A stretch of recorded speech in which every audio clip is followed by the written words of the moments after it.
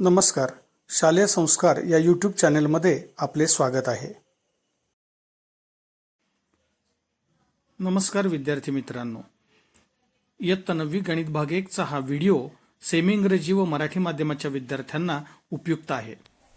इयत्ता 9वी गणित भाग 1 प्रकरण 2 वास्तव संख्या रियल नंबर्स.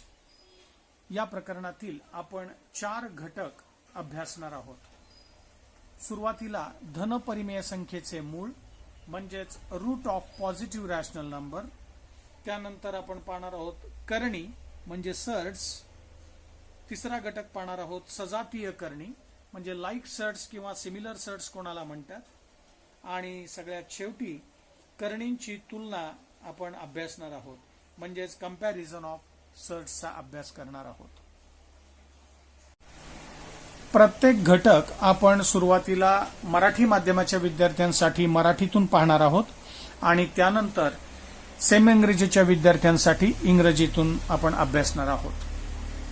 सुरुवातीला आपण थोडी उजळणी करूया. रूट 5 हेच आपण असं वाचतो 5 चे वर्गमूळ.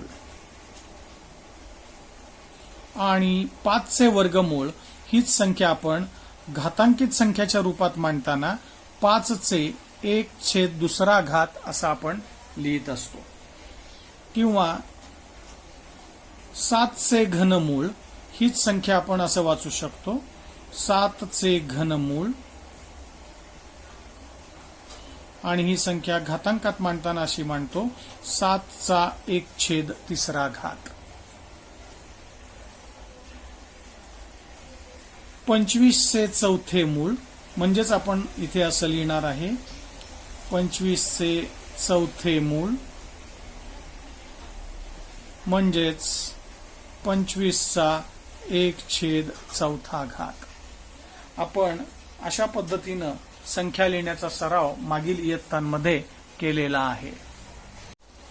याच संख्या आपण इंग्रजी माध्यमाच्या विद्यार्थ्यांसाठी कशा लिहितात ते पाहूया. स्क्वेअर रूट ऑफ 5 म्हणजे वाचन असं करतात स्क्वेअर रूट ऑफ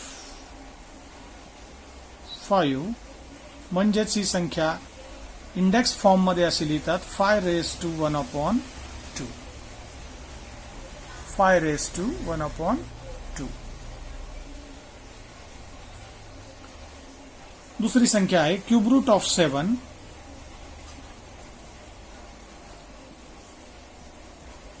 म्हणजेच इंडेक्स फॉर्म मध्ये झाली 7^1/3.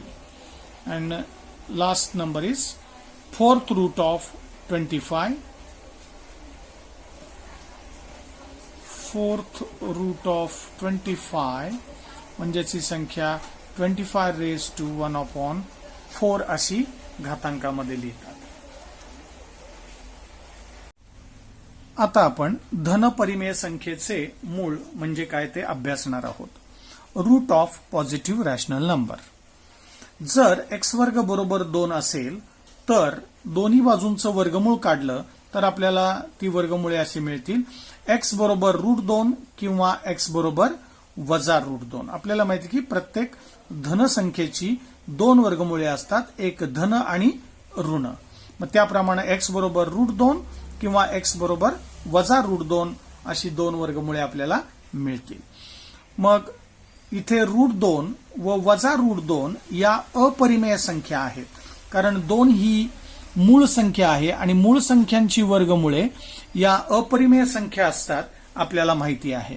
म्हणजेच √2 आणि -√2 या अपरिमेय संख्या आहेत कारण ती मूळ संख्यांची वर्गमुळे आहेत म्हणून त्या अपरिमेय संख्या आहेत. आता अजून एक उदाहरण पाहूया. √16 म्हणजे 16 चे वर्गमूळ बरोबर अधिक किंवा -4 असे आपल्याला 16 ची 2 वर्गमुळे मिळतील. मग आता इथे +4 आणि -4 या दोन्ही संख्या पूर्णांक आहेत आणि प्रत्येक पूर्णांक संख्या ही परिमेय असते. त्यामुळे +4 आणि -4 या परिमेय संख्या आहेत म्हणजे √16 सुद्धा परिमेय संख्या आहे कारण √16च उत्तर +4 आणि -4 असं आलेलं आहे. म्हणजेच √16 ही परिमेय संख्या आहे कारण 4 आणि -4 सुद्धा परिमेय संख्या आहेत. पुढचं उदाहरण पाहूया. 8चे घनमूळ. म्हणजेच इथे 8चे जर आपण अवयव पाडले तर असे आपल्याला अवयव मिळतील. 2 गुणिले 2 गुणिले 2 म्हणजे घनमूळ आहे तसंच आहे चिन्ह. मग 2 गुणिले 2 गुणिले 2 असे 8चे अवयव पडले. मग इथे याचं घनमूळ काढताना इथे 3-3चा गट करायचा, कारण याची कोटी 3 आहे. मग 3चा गट पडलेला आहे, 3 वेळा 2 गुणाकाराच्या रूपात इथे आलेला आहे, म्हणून आपण याचं घनमूळ काढू शकतो. बाहेर देताना आपण एकदाच 2 लिहिणार आहे, कारण कोटी जितकी असते तितक्याचा गट आतमध्ये गुणाकाराच्या रूपामध्ये असला पाहिजे. मग इथे कोटी 3 आहे, 2चा गुणाकार 3 वेळाच आलेला आहे, म्हणजे कोटी इतक्या वेळा गुणाकार आलेला आहे, म्हणजे 2 ही संख्या आपण या घनमुळातून बाहेर काढू शकतो आणि ती एकदाच लिहायची आहे. म्हणजे उत्तर आलं 2. म्हणजे 8चे घनमूळ आलं 2. आणि 2 ही पूर्णांक संख्या आहे आणि प्रत्येक पूर्णांक संख्या आपल्याला माहिती की परिमेय असते. मग 2 जर परिमेय संख्या आहे, पण हे 2 उत्तर कोणाचं आलेलं आहे तर 8च्या घनमुळाचं आलेलं आहे. मग 2 जर परिमेय आहे तर 8चे घनमूळ सुद्धा परिमेय संख्या आहे, हे तुमच्या लक्षात आलं असेल. आणखी एक उदाहरण पाहूया. 32चे 5वे मूळ. आता इथे 32चे अवयव पाडले. 32ची फोड झाली 16 गुणिले 2. पुन्हा 16चे अवयव पडतील 4 गुणिले 4 आणि प्रत्येक 4चे अवयव पुन्हा 2 2 2 2 असे पडतील. म्हणजेच 32चे अवयव झाले 2 गुणिले 2 गुणिले 2 गुणिले 2 गुणिले 2 असा 5 वेळा गुणाकार आलेला आहे. आपण गुणाकार करू शकतो, याचा 32 येतोय की नाही. 2 दुने 4, 4 दुने 8, 8 दुने 16, 16 दुने 32. या ठिकाणी 32चे अवयव झाले, 2चा 5 वेळेला गुणाकार आलेला आहे. आणि इथे कोटी सुद्धा 5च आहे, म्हणजे हे 32चं 5वं मूळ आहे. मग इथे 32चे अवयव म्हणजेच 2चा 5 वेळा गुणाकार आलेला आहे. मग आता इथे कोटी 5 आहे, म्हणजे इथे अवयवांचा सुद्धा 5चा गट करायचा आहे. मग इथे 5चा गट तयार झालेला आहे गुणाकाराच्या रूपातील. मग यानं मी अंडरलाईन केली, 5 ही संख्यांना मिळून हा एक गट तयार झाला आणि या 5च्या गटाबद्दल एकदाच 2 मी बाहेर लिहिलेले आहेत. म्हणजेच इथे 2 हे उत्तर आलेलं आहे. म्हणजे 32चे 5वे मूळ म्हणजेच 2 आहे आणि 2 ही पूर्णांक संख्या आहे आणि प्रत्येक पूर्णांक संख्या ही परिमेय असते, म्हणून 32चे 5वे मूळ म्हणजेच 2 आहे. मग 2 परिमेय आहे, म्हणजेच 32चे 5वे मूळ ही संख्या सुद्धा परिमेय आहे. मग आता या वरच्या 2 उदाहरणावरून आपल्याला लक्षात येत आहे की 2चा 5वा घात म्हणजेच 2 गुणिले 2 गुणिले असं 5 वेळा आहे, म्हणजेच 32 गुणाकार येतो. म्हणजेच 2चा 5वा घात जर 32 आहे तर 32चे 5वे मूळ 2 आहे, हेच आपण इथे वरती लिहिलेलं आहे. तसंच इथे 2चा घन 8 आहे, म्हणजेच 8चे घनमूळ 2 आहे, हे आपण वरती अभ्यासलं आहे. मग आता इथे आपण आता पाहिलं की सुरुवातीला √2 आणि -√2 या अपरिमेय संख्या आहेत. इथे 16चे वर्गमूळ ही परिमेय संख्या येते. इथे 8चे घनमूळ 2 येतं, म्हणजे ती परिमेय आहे. 32चे 5वे मूळ 2 आहे, म्हणजे ती परिमेय आहे. आणि इथे 7चे घनमूळ आणि 8चे 4थे मूळ या अपरिमेय संख्या आहेत. म्हणजे तुमच्या लक्षात आलं असेल की धनपरिमेय संख्येचं जे मूळ असतं ते कधी कधी परिमेय असतं, काही वेळेला ते अपरिमेय पण असतं. म्हणजे आपण यावरून एक गोष्ट शिकलो आहोत की धनपरिमेय संख्येचं मूळ ही परिमेय संख्या असते किंवा अपरिमेय संख्या असते. आणि आपण यापूर्वी अभ्यासलं आहे की मूळ संख्यांची वर्गमुळे या अपरिमेय संख्या असतात. म्हणजेच मूळ संख्या आपल्याला माहिती आहे की 2, 3, 5, 7, 11, 13 डॅश डॅश डॅश. यांची जर वर्गमुळे घेतली तर त्या अपरिमेय संख्या असतात. म्हणजेच √2, √3, √5, √7, √11, √13 डॅश डॅश डॅश या सर्व मूळ संख्यांची वर्गमुळे अपरिमेय संख्या आहेत. एक्सचा nवा घात बरोबर जर a असेल आणि n ही धनपूर्णांक संख्या असेल तर x हे a चे nवे मूळ आहे. मग हेच आपण असंही लिहू शकतो की a चे nवे मूळ बरोबर x.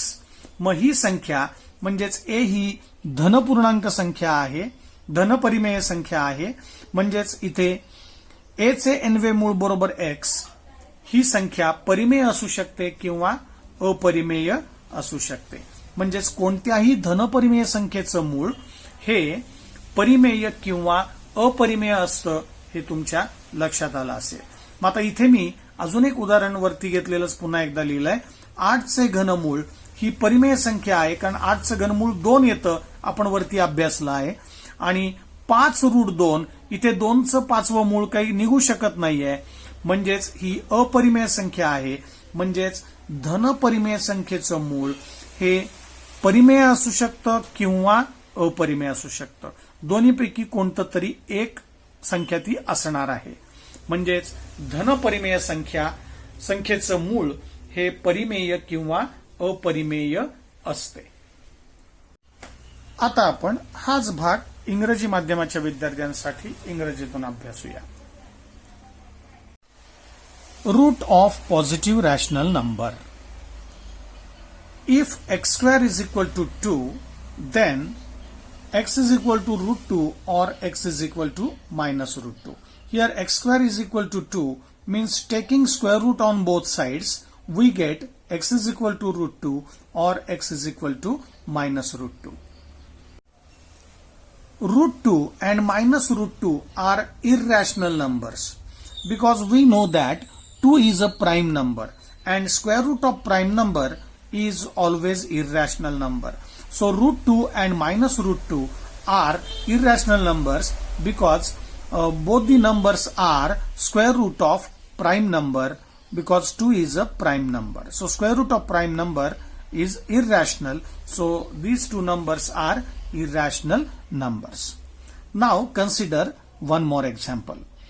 Square root of 16 is equal to, we know that every number have two square roots, one is positive and another is negative root.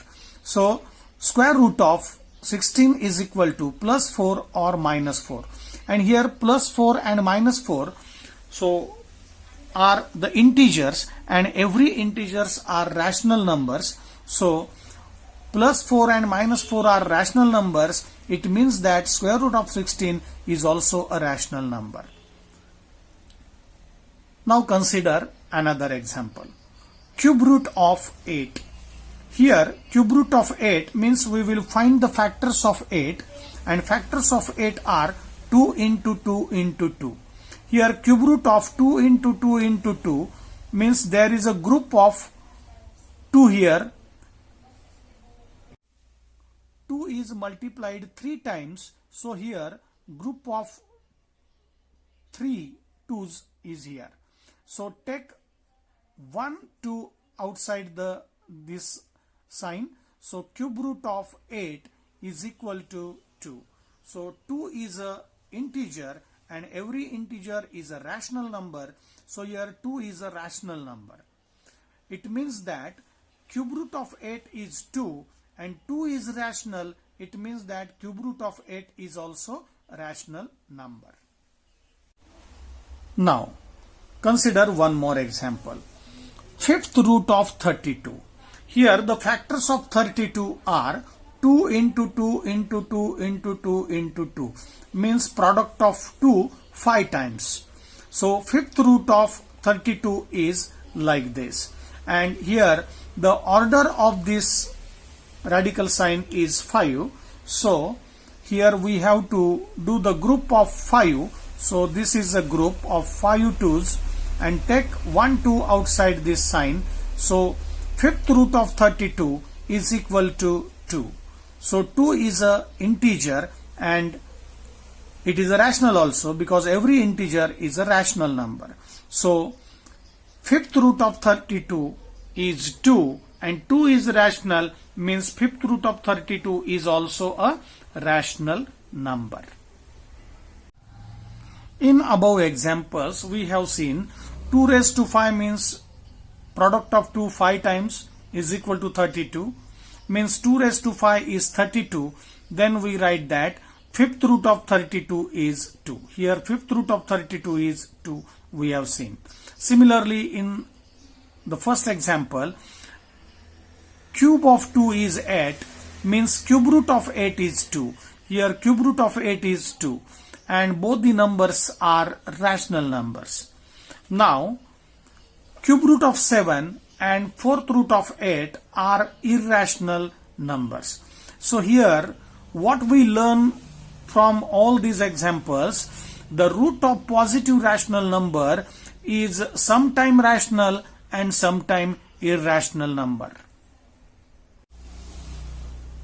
The square roots of prime numbers are irrational numbers we have studied in the previous video. So here, for example, square root of 2, square root of 3, square root of 5, square root of 7, square root of 11, square root of 13, dash dash dash are the irrational numbers because all these numbers are the square root of prime numbers. We know that prime numbers are 2, 3, 5, 7, 11, dot dot dot. So these are the square roots of prime numbers. So all these are the irrational numbers. Now x raised to n is equal to a. It means here n is a positive integer. So nth root of a is x. X raised to n is equal to a means nth root of a is x. So here we can write nth root of a is equal to x. So this is a root of positive rational number. So it may be rational or irrational. So nth root of a is equal to x means this x is a rational or irrational number. Because we have learned in the above examples, here cube root of 8 is a rational number. We have seen earlier. Cube root of 8 is rational number. Fifth root of 32 is also rational number. And fifth root of 2 is an irrational number because we cannot find the factors of 2 here.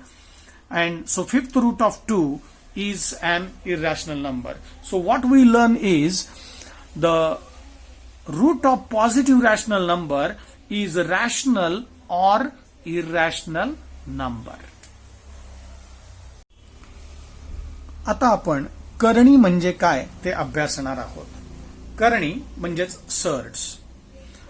जर n हा 1 पेक्षा मोठा अशी कोणतीही पूर्णांक संख्या असेल, a ही धनवास्तव संख्या असेल, तर a चे nवे मूळ x आहे हे आपण चिन्हात असं लिहू शकतो. a चे nवे मूळ बरोबर x. हे वाचन असं करायचंय, a चे nवे मूळ बरोबर x. म्हणजेच आपण मगाशी पाहिलं होतं की x चा nवा घात म्हणजे a असतो. x चा nवा घात बरोबर a आहे. म्हणजे a चे nवे मूळ हे चिन्हात असं लिहितात, a चे nवे मूळ असे चिन्हामध्ये लिहितात. मग जर a ही धनपरिमेय संख्या असेल, म्हणजे याच उदाहरणामध्ये जर आपण पाहिलं, जर इथे a ही धनपरिमेय संख्या असेल आणि n ही 1 पेक्षा मोठी पूर्णांक संख्या असेल आणि ही पूर्ण संख्या म्हणजेच a चे nवे मूळ ही जर अपरिमेय संख्या असेल तर ती संख्या म्हणजेच ही a चे nवे मूळ ही संख्या करणी असते. म्हणजे इथे एखादी संख्या करणी असण्यासाठी इथे 3 अटी आहेत. पहिली संख्या या चिन्हाच्या आतील संख्या जी आहे a इथे लिहिलेली ती a ही धनपरिमेय संख्या पाहिजे. दुसरं n जी आहे संख्या म्हणजेच या करणीची कोटी याला म्हणतात, तर ती कोटी ही 1 पेक्षा मोठा पूर्णांक संख्या पाहिजे. आणि तिसरी अट आहे ही पूर्ण संख्या म्हणजे a चे nवे मूळ ही अपरिमेय संख्या असली पाहिजे, तरच या संख्येला आपण करणी म्हणू शकतो.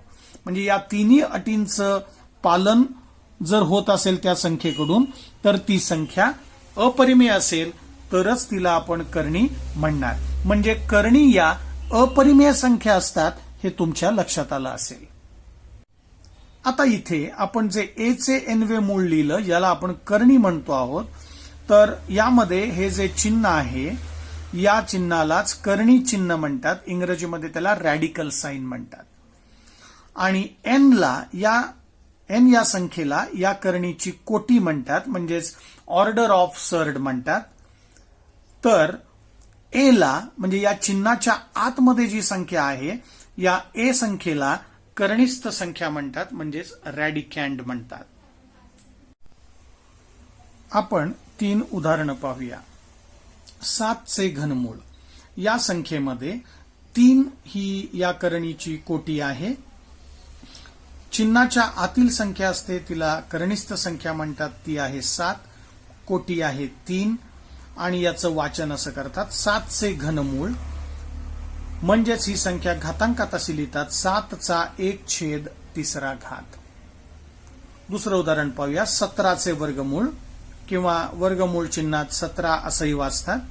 इथे कोटी दिलेली नाही म्हणजेच ती 2 आहे. करणीस्थ संख्या 17 आहे आणि 17 चे वर्गमूळ असं या संख्येचं वाचन आपण करतो. 17 चे वर्गमूळ म्हणजेच ही संख्या घातांकात अशी लिहितात 17 चा 1/2. तिसरं उदाहरण आहे 101 चे 5वे मूळ. कोटी इथे आहे 5. करणीस्थ संख्या आहे 101. चिन्हाच्या आतमध्ये जी संख्या असते याला करणीस्थ संख्या म्हणतात. इथे जी संख्या असते याला कोटी म्हणतात आणि 101 चे हे 5वे मूळ आहे असं आपण याचं वाचन करतो. आणि ही संख्या घातांकात रूपांतरित केली तर 101 चा 1/5 असं त्याचं रूपांतर होईल. या उदाहरणात आपण या ज्या 3ही संख्या पाहिलेल्या आहेत या 3ही संख्या म्हणजे 7 चे घनमूळ, 17 चे वर्गमूळ आणि 101 चे 5वे मूळ या संख्या अपरिमेय आहेत आणि त्या कर्णीय आहेत. म्हणजे तुमच्या लक्षात आलं असेल की कर्णी संख्या या अपरिमेय संख्या असतात. आता आपण कर्णी म्हणजेच काय हे सेमी इंग्रजीच्या विद्यार्थ्यांसाठी इंग्रजीतून पाहूया. Surds. If n is greater than 1 is an integer and a is a positive real number, then nth root of a is x. So we can write nth root of a is equal to x. It means that x raised to n is equal to a. We have seen earlier that nth root of a is written symbolically like this, nth root of a. So this is the symbol of nth root of a. We can write in this way. Now here we will learn the definition of a surd. Means what is meant by surd. If a is a positive rational number, means if this number is to be surd, then this a is inside this radical sign. So this a is a positive rational number and n is a order of this surd and this order must be greater than 1 but integer. Greater than 1 integer number, and this whole number means nth root of a is an irrational number. Then the nth root of a, this whole number, is said to be a surd. So here, this is the definition of surd. Means nth root of a number is a surd when a is a positive rational number, n is a greater than 1 integer, and this whole number must be an irrational number. Then this nth root of a is called a surd. Now in this number, nth root of a, this sign, this symbol is called a radical sign, and n is called the order of surd, and a is called a radicand. Now let us learn some examples. For example, cube root of 7. Here order is 3, radicand is 7, and how to read this number? Cube root of 7. And if we convert this number in index form, it will be 7 raised to 1 upon 3. Second example, square root of 17. Means here order is not given, means order is 2 and radicand is 17. And how to read this number? Square root of 17, and we will convert this number in index form as 17 raised to 1 upon 2. Third example, fifth root of 101. here order is 5, radicand is 101, and the reading of this number is fifth root of 101, and this number is expressed in the form of index form is 101 raised to 1 upon 5. So in this way we have seen how to write the order and radicand, and how to express the given surd in the index form. In above all these three examples, cube root of 7, square root of 17, and fifth root of 101 are irrational numbers, so they are the surds. So we have learned that surds are irrational numbers. आता आपल्याला करणी आहे की नाही हे ओळखायचं आहे. मग आता इथे एक संख्या घेतली आहे मी 27 चे घनमूळ. मग आता ही करणी आहे की नाही ओळखायचं आहे, म्हणजेच इथे मी 27 चे अवयव पाडतो आहे.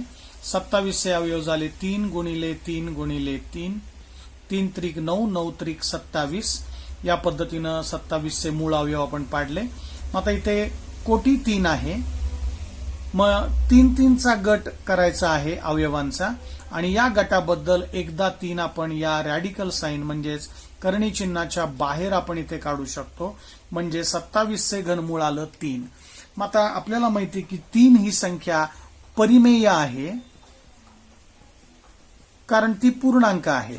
म्हणजेच ही संख्या जर परिमेय आहे म्हणजेच 27 चे घनमूळ सुद्धा परिमेय आहे, कारण 27 चे घनमूळ हेच मुळात उत्तर 3 आलेलं आहे. मग 3 परिमेय आहे म्हणजे 27 चे घनमूळ सुद्धा परिमेयच आहे, हे तुमच्या लक्षात आलं असेल. म्हणजे इथे उत्तर 3 आलेलं आहे, करणी चिन्ह दिसत नाही, म्हणजेच ही संख्या परिमेय आलेली आहे. आणि आपल्याला माहिती आहे की करणी या अपरिमेय संख्या असतात, त्यामुळे हे दिलेली संख्या करणी नाही हे तुमच्या लक्षात आलं असेल, कारण ती परिमेय संख्या आहे. म्हणजे हे करणी नाही असलेलं तुम्हाला उदाहरण सांगता येईल, म्हणजेच ही करणी नाही. अजून एक उदाहरण आपण पाहणार आहोत. उदाहरण पाहूया. 8 चे चौथे मूळ. इथे आपण 8 चे अवयव पाडले 2 गुणिले 2 गुणिले 2, पण इथे कोटी 4 आहे, म्हणजे इथे 4चा गट होणं अपेक्षित आहे, पण इथे 3चाच गट झालेला आहे. 4चा गट नाहीये, म्हणजे इथे या करणी चिन्हाच्या बाहेर आपण कोणताही नंबर काढू शकत नाहीये, कारण कोटी जितकी असते तेवढ्याच अंकांचा गुणाकाराच्या रूपातील गट या चिन्हाच्या आतमध्ये पाहिजे. इथे जसा कोटी 3 होती आणि 3चाच गट तयार झाला होता, म्हणून आपण 3 बाहेर काढले एकदा, तसं इथे 4 कोटी आहे, म्हणजे 2चा 4 वेळेला गुणाकार असतात तरच आपण 2 एकदा बाहेर काढू शकलो असतो, पण इथे 3 वेळाच गुणाकार आलेला आहे, 4चा गट इथे होऊ शकत नाही, म्हणजे इथे करणी चिन्हातून कोणताही नंबर बाहेर येऊ शकत नाही, म्हणजे करणी चिन्ह कायम आहे. इथे करणी चिन्ह गेलेलं होतं, इथे करणी चिन्ह आहे, म्हणजेच ही संख्या करणी आहे, कारण यामध्ये करणी चिन्ह नाहीसं झालेलं नाही. इथे मात्र घनमूळ निघाल्यामुळे करणी चिन्ह नाहीसं झालेलं आहे, म्हणजे ही परिमेय संख्या होती. परिमेय संख्या आहे म्हणजेच दिलेली संख्या करणी नाही, कारण करणी या अपरिमेय संख्या असतात. मग इथे चौथं मूळ याचं निघू शकत नाहीये, म्हणजे करणी चिन्ह ही संख्या तशीच राहणार आहे, म्हणजे 8 चे चौथे मूळ ही संख्या करणी आहे, हे तुमच्या लक्षात आलं असेल. म्हणजे या 2 उदाहरणावरून लक्षात आलं असेल की प्रत्येक वेळेला करणी चिन्हात संख्या दिसली म्हणजे ती करणी असेलच असं नाही, कारण काही वेळेला दिलेली संख्या ही परिमेय असू शकते किंवा दिलेली संख्या ही अपरिमेय असू शकते. जर करणी चिन्हातली संख्या जर अपरिमेय असेल तरच ती करणी असेल, जर करणी चिन्हातल्या संख्येचं उत्तर जर परिमेय आलं तर ती करणी असणार नाही. Consider cube root of 27 is equal to cube root of we will find the factors of 27 as 3 into 3 into 3. So here order is 3 and group of 3 is there. So we will take 3 outside this radical sign. So cube root of 27 is 3. And we know that 3 is an integer and every integer is a rational number. So 3 is a rational number here. So 3 is a rational number.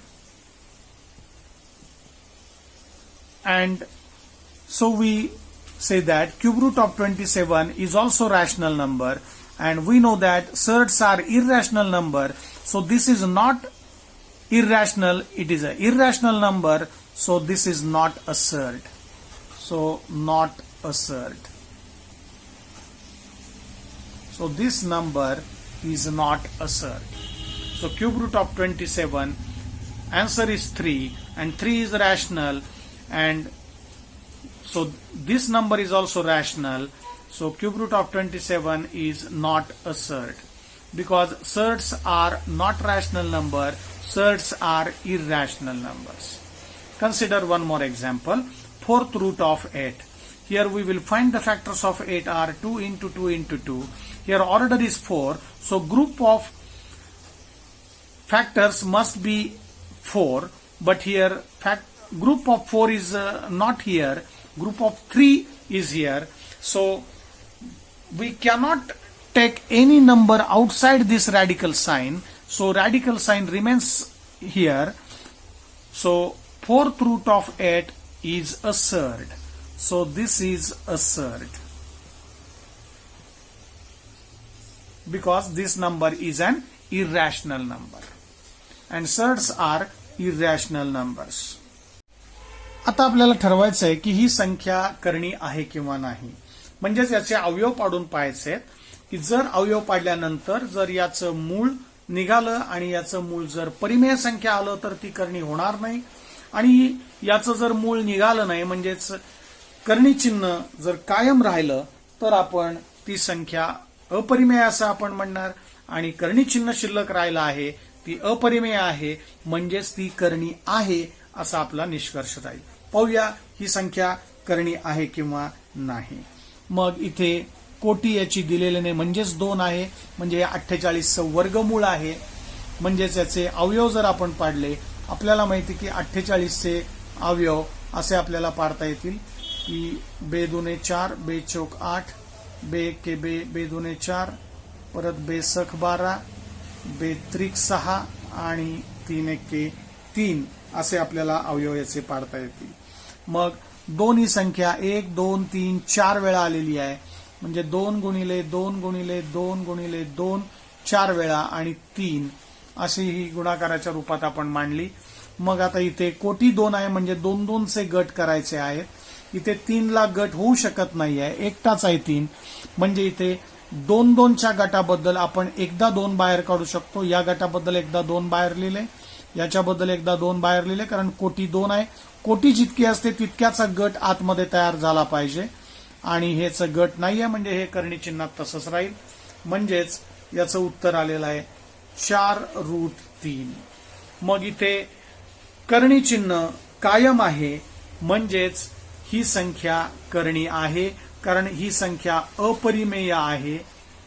अपरिमेय आहे आणि करणी चिन्हही इथे कायम आहे, म्हणजेच ही संख्या अपरिमेय म्हणजे ही दिलेली संख्या सुद्धा अपरिमेय आहे, म्हणजेच दिलेली संख्या करणी आहे हे तुमच्या लक्षात आलं असेल. Now let us decide the given number is surd or not. Square root of 48. So we will find the factors of 48 by ladder method is 48 divided by 2 is 24. 24 is divided by 2, 12. So 12 is divided by 2 means 6, and 6 is divided by 2 is 3, and 3 divided by 3 is 1. So factors of 48 are 2 into 2 into 2 into 2 into 3. So these are the factors. Here order is 2, so we have to do the group of 2 each. So this is first group of 2 into 2. Here second group of 2 into 2, but here 3 is alone, so it has no partner to have a group. So 3 is alone. So take one number for each group outside this radical sign. So group of 2 means here only 2 outside the sign. Again here second group 2 into 2, so take 2 as outside the group, and here 3 has no group, so 3 remains same in the radical sign. So 2 into 2 into root 3, so your radical sign remains constant here, so this number is an irrational number. So this is irrational number. So this number is irrational means root 42 is also irrational number. And irrational number, and as at the same time radical sign is also there, so this number is a surd. So it is a surd. आता आपण करणी म्हणजे काय पाहिलं आणि करणी आहे किंवा नाही हे ओळखायला शिकलो. तसंच आपण करणीस्थ संख्या आणि करणीची कोटी हेही ओळखायला शिकलो आहोत. आता आपण सजातीय करणी म्हणजेच लाईक सर्ड्स किंवा त्याला सिमिलर सर्ड्स म्हणतात ते म्हणजे काय आपण पाहणार आहोत. जेव्हा दिलेल्या दोन करणी सजातीय व्हायच्या असतील तर त्यांची कोटीही समान असली पाहिजे आणि करणीस्थ संख्याही समान असावी लागते. म्हणजे दिलेल्या दोन करणींमध्ये कोटीही समान असली पाहिजे आणि करणीस्थ संख्याही समान असली पाहिजे, तरच दिलेल्या दोन करणींना आपण सजातीय करणी म्हणू शकतो. म्हणजेच एका जातीच्या करणी आहेत असं म्हणू शकतो. इंग्रजीमध्ये आपण असं म्हणू शकतो की two surds are said to be like surds if their order is equal and radicands are also equal. Means order and radicands both must be equal, then the given two surds are said to be like surds or similar surds. म्हणजे याची व्याख्या करायची झाली तर आपण अशी करू शकतो, जर P आणि Q या परिमेय संख्या असतील आणि तर इथे P गुणिले A चे वर्गमूळ आणि Q गुणिले A चे वर्गमूळ यांना आपल्याला सजातीय करणी म्हणता येईल. कारण इथे P आणि Q या परिमेय संख्यात पण त्या करणी चिन्हाच्या बाहेरचे अवयव आहेत. इथे P गुणिले A चे वर्गमूळ आहे आणि इथे कोटी 2 आहे.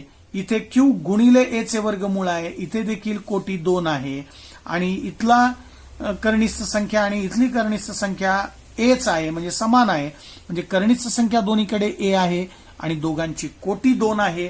म्हणजेच कोटीही समान आणि करणीस्थ संख्याही समान असेल तर आपण त्याला सजातीय करणी म्हणू शकतो. म्हणजे या दोन्ही संख्या सजातीय करणी आहेत, कारण करणीस्थ संख्या समान आहे A आणि कोटी ही दोघांची 2 आहे, म्हणून या सजातीय करणी आहेत.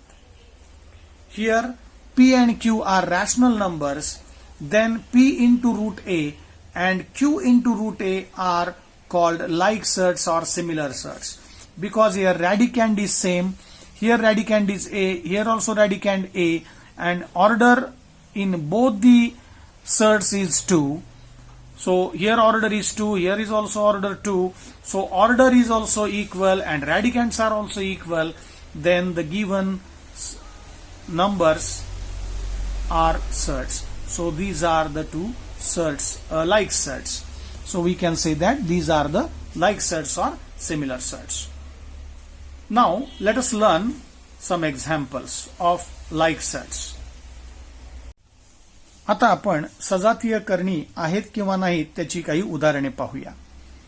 पहिलं उदाहरण आहे 2 गुणिले 7 चे वर्गमूळ. इथे गुणाकाराचं चिन्ह आहे 2 गुणिले 7 चे वर्गमूळ आणि दुसरी संख्या आहे -5 गुणिले 7 चे वर्गमूळ. इथे करणी चिन्हाचा बाहेरचे अवयव जरी भिन्न असले 2 आणि -5 असले तरी आपल्याला करणी चिन्हाकडे लक्ष केंद्रित करायचं आहे. मग इथे करणी चिन्हात करणीस्थ संख्या आहे 7, इथेही करणीस्थ संख्या 7 आहे. या करणीची कोटी 7 चे वर्गमूळ आहे, म्हणजे इथे कोटी 2 आहे. इथेही 7 चे वर्गमूळ आहे, म्हणजे कोटी 2 आहे, कारण वर्गमूळाची कोटी 2 असते. म्हणजे इथे कोटी 2 आहे, म्हणजे दोघांची कोटी समान आहे आणि दोघांची करणीस्थ संख्या 7 आहे, म्हणजे करणीस्थ संख्या देखील समान आहे. म्हणजेच यांना सजातीय करणी म्हणता येईल. कारण आत्ताच आपण वरती व्याख्या पाहिली होती की 2 करणी सजातीय असण्यासाठी त्यांची कोटी समान असायला पाहिजे आणि करणीची संख्याही समान असावी लागते, तर त्यांना सजातीय करणी म्हणता येईल. म्हणून ह्या दोन्ही करणी सजातीय आहेत. Here 2 into root 7 and minus 5 into root 7. So both the numbers are like surds because here the order of both the surds is 2 and radicand in both the surds is 7. So radicand is also equal and order is also equal. So these are the like surds. दुसरं उदाहरण, 45 चे वर्गमूळ आणि 80 चे वर्गमूळ या करणी सजातीय आहेत का आपल्याला ठरवायचं आहे. आर दीज लाईक सर्ड्स असा आपल्याला प्रश्न विचारलेला आहे. म्हणजे आपल्याला ठरवायचं की या दोन्ही करणी एका जातीच्या आहेत की नाहीत, सजातीय करणी आहेत किंवा नाहीत. मग यासाठी आपण या दोन्ही करणींना आपण सोडवूयात, म्हणजेच त्यांचे अवयव पाडूया करणीस्थ संख्येचे. मग 45 चे अवयव पडले 9 5 45, 9 गुणिले 5. मग 9चं वर्गमूळ निघतं 3 आलं. 5चं वर्गमूळ काही आपण काढणार नाही कारण ती मूळ संख्या आहे, मूळ संख्येचं वर्गमूळ काढणार नाही, त्यामुळे ते तसंच चिन्हात ठेवलं. म्हणजेच 3 गुणिले 5चे वर्गमूळ आपल्याला मिळालं. म्हणजे 45चे वर्गमूळ म्हणजेच आपल्याला मिळालं 3 गुणिले रूट 5. आता 80चे वर्गमूळला विचारत घेऊया. त्याचे अवयव पडले 16 85, 80चे अवयव पडले म्हणजेच वर्गमूळ चिन्हात 16 गुणिले 5 आहे. मग 16चं वर्गमूळ निघालं 4. 5 ही मूळ संख्या आहे त्यामुळे त्याचं वर्गमूळ न काढता त्याला चिन्हात तसंच ठेवलं. मग याचं उत्तर आलं 4 गुणिले रूट 5. आता या दोन संख्यांकडे आपल्याला बघायचं आहे. इथे करणी चिन्हाच्या बाहेरचे अवयव जरी भिन्न असले तरी आपल्याला लक्ष केंद्रित करायचे ते करणी चिन्हाकडे, कारण करणींवरून आपल्याला ठरणार आहे की ते दिलेल्या करणी सजातीय आहेत किंवा नाहीत. मग आता इथे दोन्ही करणींची कोटी समान आहे, कारण इथे कोटी 2 आहे, इथे कोटी 2 आहे आणि इथे दोघांचीही करणीस्थ संख्या 5च आलेली आहे. म्हणजे या दोन्ही करणी सजातीय करणी आहेत हे आपल्या लक्षात येईल. मग या दोन्ही संख्या करणी जर सजातीय करणी आहेत तर हे उत्तर ज्यांच्यापासून मिळालेलं आहे त्या मूळ करणी सुद्धा सजातीय करणी आहेतच. म्हणजे रूट 45 आणि रूट 80 या सुद्धा सजातीय करणी आहेत. Now let us learn one more example. Root 45 and root 80, are these like surds? This is we have to decide. To decide these are like surds or not, we will find the factors of radicand. So root 45 is equal to the factors of 45 we write as 9 into 5 and the square root of 9 is 3. So square root of 5 is as it is root 5. So 3 root 5 is the answer of root 45. Now consider the second surd root 80. So factors of 80 are 16 into 5 and square root of 16 is 4. So final answer is square root of 80 is 4 root 5. So 4 root 5 and 3 root 5. So concentrate on these two numbers. Here the order of both the surds is 2 and radicand in both the surds is 5. So radicand is equal and order is also equal. So these two are the like surds.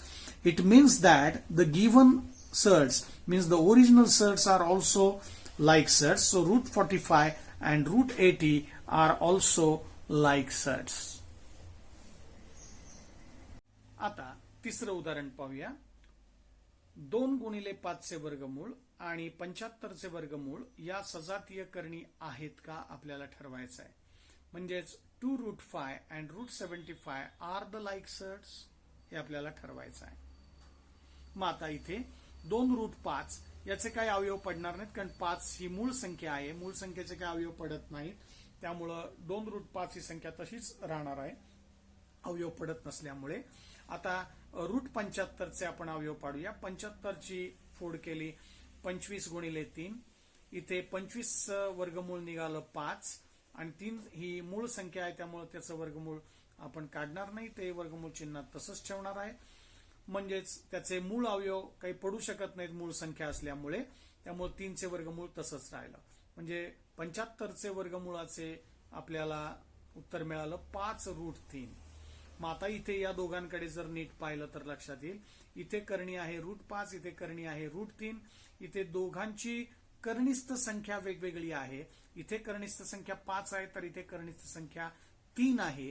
म्हणजे या सजातीय करणी नाहीत हे आपल्याला लक्षात येईल. म्हणजेच या विजातीय करणी आहेत. म्हणजेच these are not like surds. इथे दोघांची कोटी समान आहे 2, परंतु कनिष्ठ संख्या भिन्न आहे, म्हणून या सजातीय करणी नाहीत, म्हणजेच या विजातीय करणी आहेत.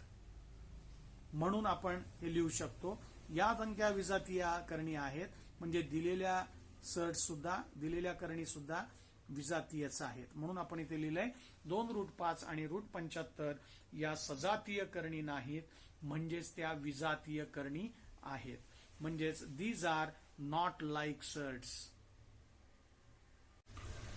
In this example, we cannot find the factors of 5 because 5 is a prime number. So 2√5 as it is. Now consider the second surd √75, and here the factors of 75 are 25 into 3 and square root of 25 is 5. So 5√3 is the answer of this square root of 75. Now consider these two surds. Here the radicand of first surd is 5 and radicand in second surd is 3. So radicands are not equal. So these are not like surds. Because to have a like surds, we know that the radicand must be same and order must be equal. So both must be equal, radicand as well as order. But here radicands are not equal, they are different. So these are not like surds. Therefore, the given surds 2√5 and √75 are also not like surds. So these are unlike surds. So they are not like surds. It means that both the surds are unlike surds. आपण या प्रकरणामध्ये फक्त कोटी 2 असणाऱ्या करणींचाच अभ्यास करणार आहोत. कोटी 2 असणाऱ्या करणींना वर्ग करणी म्हणतात. We are going to study of surds with order 2 only. The surds of order 2 is called quadratic surds. याची उदाहरणे आपण पाहूया. √3, √7, √42, √105 या प्रत्येक करणीमध्ये कोटी 2 आहे, म्हणजेच या सर्व करणी वर्ग करणी आहेत. In all these examples, √3, √7, √42 and √105, here the order of each surd is 2. So all these are the examples of quadratic surds. आता आपण करणींची तुलना शिकणार आहोत, म्हणजेच कंपॅरिझन ऑफ सर्ड्स. म्हणजेच आपल्याला इथे करणींची तुलना करायची, म्हणजेच दिलेल्या करणींमधील लहान मोठेपणा ठरवायचा आहे. म्हणजे दिलेल्या करणीमध्ये कोणती करणी लहान आहे किंवा कोणती करणी मोठी आहे, का दोन्ही करणी समान आहेत, हे आपल्याला ठरवायचं आहे. मग आता पहिलं उदाहरण पाहूया. 6√2 आणि 5√5 या दोन करणींची तुलना आपल्याला करायची आहे, म्हणजे यांच्यातला लहान मोठेपणा ठरवायचा आहे.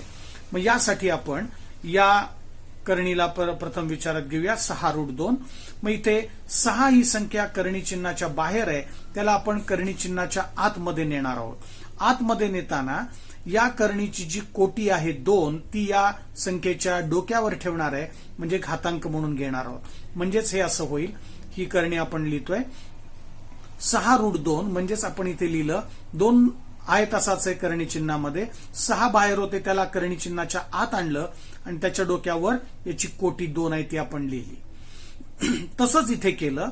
या 5ला आतमध्ये आणलं. हे 5 पहिले होते तसेच आहेत करणी चिन्हामध्ये, आणि हे बाहेरचे 5 आत आणले, त्याच्या डोक्यावर याची कोटी 2 ठेवली. म्हणजे बाहेरून जी संख्या आपण करणी चिन्हाच्या आत आणतोय त्याच्या डोक्यावरती कोटी ठेवायची आहे. इथे कोटी 2 आहे प्रत्येक करणीमध्ये, म्हणून आपण डोक्यावर 2 ठेवलेले आहेत. मग आता याला सोडूया.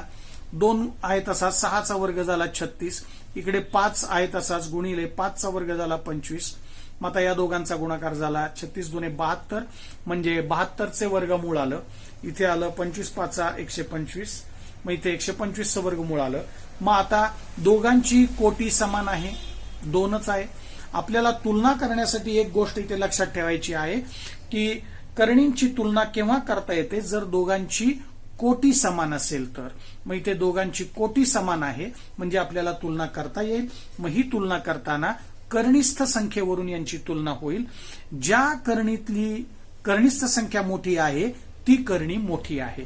मग इथली कनिष्ठ संख्या 72 आहे आणि इथली कनिष्ठ संख्या 125 आहे, म्हणजे 125 मोठे आहेत 72 पेक्षा, म्हणून 125 चे वर्गमूळ मोठे आहे म्हणून इकडे 2 टोकं दाखवली आहेत, म्हणजे च्यापेक्षा लहानचं चिन्ह वापरलंय. म्हणजे 72 चे वर्गमूळ हे लहान आहेत 125 च्या वर्गमुळापेक्षा. म्हणजेच पण हे उत्तर आलेलं आहे ते या दोन करणींचं आहे, मूळ करणी या आहेत, म्हणजे हेच चिन्ह या दोन करणींमध्ये असणार आहे. म्हणजे 6√2 हे लहान आहेत 5√5 पेक्षा. म्हणजे आपण या दोन करणीतला लहान मोठेपणा ठरवला. 6√2 ही करणी लहान आहे कारण इकडे 1 टोक आहे, इकडे 2 टोक आहेत, म्हणजे ही करणी मोठी आहे. दुसरं उदाहरण पाहूया. 8√3 आणि √192. इथे 8ला मी करणी चिन्हाच्या आतमध्ये घेतोय, म्हणजेच 8ला आत नेल्यानंतर त्याच्या डोक्यावर कोटी ठेवायला गेली ती कोटी 2 आहे, म्हणजे 3 गुणिले 8चा वर्ग होईल. म्हणजेच 3 गुणिले 8चा वर्ग झाला 64 आणि 3 गुणिले 64चा गुणाकार झाला 192. इथे √192 आहे तसंच ठेवलेलं आहे प्रत्येक पायरीला. मग डावीकडचं या करणीचे उत्तर आलेलं आहे √192, याचंही उत्तर आपण तसंच ठेवलेलं आहे √192. म्हणजे दोन्ही करणी समान आहेत, म्हणजेच मूळ करणी सुद्धा समानच आहेत. म्हणजे 8√3 आणि √192 दोन्ही करणी समान करणी आहेत. तिसरं उदाहरण पाहूया. करणींचा लहान मोठेपणा आपल्याला ठरवायचा आहे, म्हणजेच त्यांची तुलना करायची आहे, कंपॅरिझन करायची आहे. 7√2 आणि 5√3. इथे करणीच्या बाहेर असणाऱ्या अवयवाला आतमध्ये घेऊया करणी चिन्हात. आतमध्ये घेताना आपण पाहिलेलं आहे की जी संख्या करणी चिन्हाच्या आत घेतो त्याच्या डोक्यावर कोटी ठेवायची आहे घातांक म्हणून. म्हणजेच वर्गमूळ चिन्हात येईल 2 आहे तसेच लिहिले. 7ला आत आणलं चिन्हात, डोक्यावर कोटी ठेवली 2, म्हणजे 7चा वर्ग झाला. इथेही तसंच केलं. 5ला करणी चिन्हात आत आणलं, 3 आहे तसंच आहे, म्हणजे 3 गुणिले 5चा वर्ग, कोटी डोक्यावर ठेवली. मग आता हे सोडवूया. 2 गुणिले 7चा वर्ग झाला 49. इथे 3ला 3 तसेच, 5चा वर्ग झाला 25. मग 49 गुणिले 2 झाले √98 आणि इथे √25×3=75 गुणाकार झाला. मग आता इथे दोघांची कोटी समान आहे कारण कोटी 2 आहे. मग तुलना करता येईल. मग जिकडचा रॅडिकँड म्हणजेच कनिष्ठ संख्या मोठी ती करणी मोठी. मग इथे कनिष्ठ संख्या इथली 98 आहे आणि इथली 75 आहे. 98 मोठे आहेत 75 पेक्षा, म्हणजेच √98 मोठे आहेत √75 पेक्षा. म्हणजेच इथे आपल्याला सांगता येईल की मूळ करणींमध्ये सुद्धा हाच संबंध असणार आहे. म्हणजे 7√2 ही करणी मोठी आहे 5√3 पेक्षा. चौथं उदाहरण सोडूया. 7 आणि 2√5 यांच्यातला लहान मोठेपणा ठरवायचा आहे. आता इथे करणी नाही आहे म्हणून मी या 7ला करणी चिन्हात आत नेतोय. म्हणजेच 7चा वर्ग केला मी. आपण सुरुवातीलाच पाहिलं की आपण फक्त 2 कोटी असणाऱ्या करणींचाच अभ्यास करतो आहोत, म्हणून मी याला 2 कोटी असणाऱ्याच करणीमध्ये समाविष्ट केलंय. म्हणजेच 7चे वर्ग केला तर मूळ संख्या मिळते. 7चा वर्ग होतो 49, 49चं वर्गमूळ 7 येतं, म्हणजे गणितात काही बदल झालेला नाही. 7 लिहिलंय म्हणजेच मी 7चा वर्ग वर्गमूळ चिन्हात लिहिलेला आहे. 7चा वर्गचं वर्गमूळ 7च येतं हे आपल्याला माहिती आहे, म्हणजे कुठलाही बदल झालेला नाही. आणि दुसरी संख्या आहे 2√5. मग इथे 5 आहे तसेच ठेवले, 2ला आतमध्ये आणलं, त्याच्या डोक्यावर कोटी 2 होती ती ठेवली. मग 7चा वर्ग झाला 49, 49चं वर्गमूळ 7च येतं, म्हणजे गणितात मी कुठलाही बदल केलेला नाहीये. आणि 5 गुणिले 2चा वर्ग म्हणजे 4 झाले, 5 चोक 20 झाले इथे. म्हणजे या दोघांची आता तुलना करता येईल कारण कोटी समान आहे. इथे कोटी 2 आहे, इथे कोटी 2च आहे. मग दोघांची तुलना करण्यासाठी कनिष्ठ संख्येवरून तुलना होईल. मग इथली कनिष्ठ संख्या 49 आहे, इथली कनिष्ठ संख्या 20 आहे. जिकडची कनिष्ठ संख्या मोठी ती करणी मोठी, म्हणून √49 मोठे आहेत √20 पेक्षा, कारण 49 मोठे आहेत 20 पेक्षा. म्हणून मूळ करणीत सुद्धा हाच संबंध कायम राहील. म्हणून 7 मोठे आहेत, इकडे 2 टोक आहेत, कोणापेक्षा तर 2√5 पेक्षा. म्हणजे 7 मोठे आहेत 2√5 पेक्षा. असा आपण दोघांमधील लहान मोठेपणा ठरवलेला आहे. Comparison of surds. Here we have to compare the given surds. To compare the surds means we have to decide which surd is smaller than the other, or the given surds are equal or not. So we have to decide which one is the smaller or which one is the greater surd. So consider the first example, 6√5 and 5√5.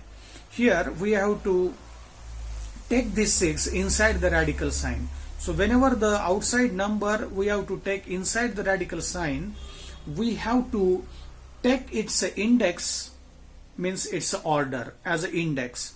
So take this 6 inside the surd, so it will be 6 square. So put the order as a index here or power here.